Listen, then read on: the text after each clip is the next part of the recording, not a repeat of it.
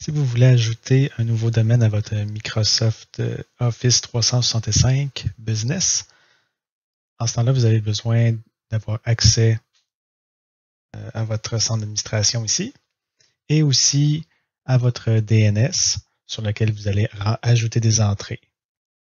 Dans l'exemple que je vais avoir, présentement, mon serveur DNS est sur Azure. Alors, c'est là-dedans que je vais aller, mais il pourrait être n'importe où. Alors, ça va être différent selon votre fournisseur de domaine, qu'on appelle le registraire. Alors, commençons par ajouter le domaine dans le centre d'administration. Alors, on clique sur le menu ici. Ensuite, afficher tout. Dans paramètres, domaine. On peut voir les domaines qui existent et on peut ajouter un domaine. Créer le nom du domaine. Utiliser. Ensuite, vous choisissez l'option d'ajouter un enregistrement TXT dans le domaine. Là, il nous dit d'ajouter MS égale ça, puis on peut le mettre à une durée de vie de 1 heure. Donc, en gros, il ne sera pas changeable en moins d'1 heure. Vous n'avez pas besoin de le changer parce que ça ne va pas changer de propriétaire. Ça va toujours être vous. Alors maintenant, si je m'en vais dans mon gestionnaire de DNS, alors ici, je vais ajouter une entrée. Le nom, je mets le A commercial. Ensuite, c'est TXT. On peut y mettre justement 1 heure. Et le contenu. OK. On peut le voir ici, justement. Alors, tout est beau. Si je peux faire vérifier, des fois, ça peut prendre un peu de temps. Le DNS a un petit délai, mais normalement, ça va quand même assez vite.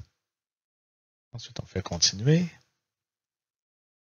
Et puis maintenant, il faut rajouter quelques autres entrées si vous voulez pouvoir avoir vos courriels sur Outlook. Donc, ça prend le MX. C'est encore le A commercial ici. Et on l'envoie à ce nom de domaine-là.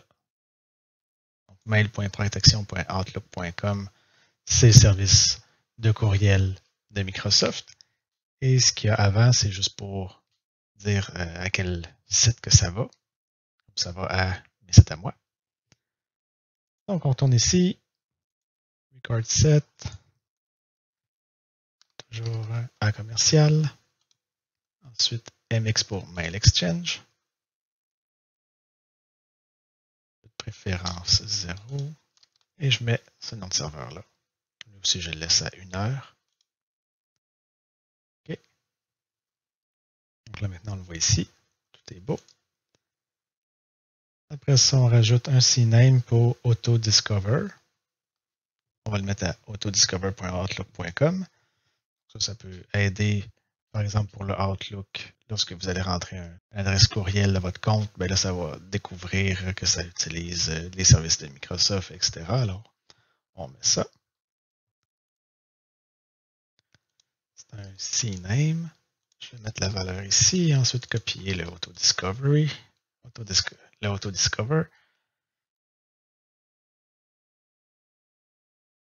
OK. Ici. Ensuite, le petit dernier, TXT.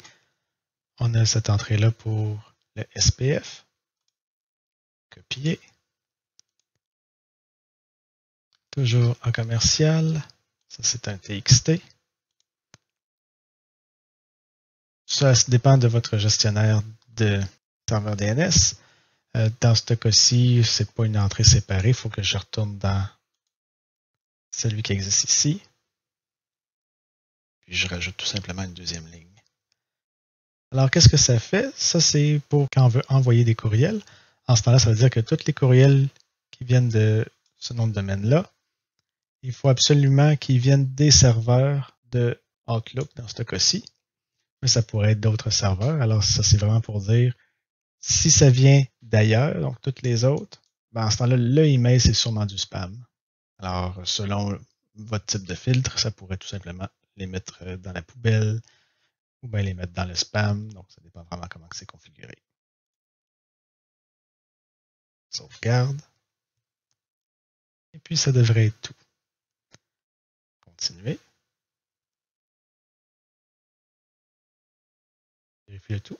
Et puis, c'est terminé. C'est ajouté. On retourne dans les domaines. On peut voir qu'il est là. Et il est 5.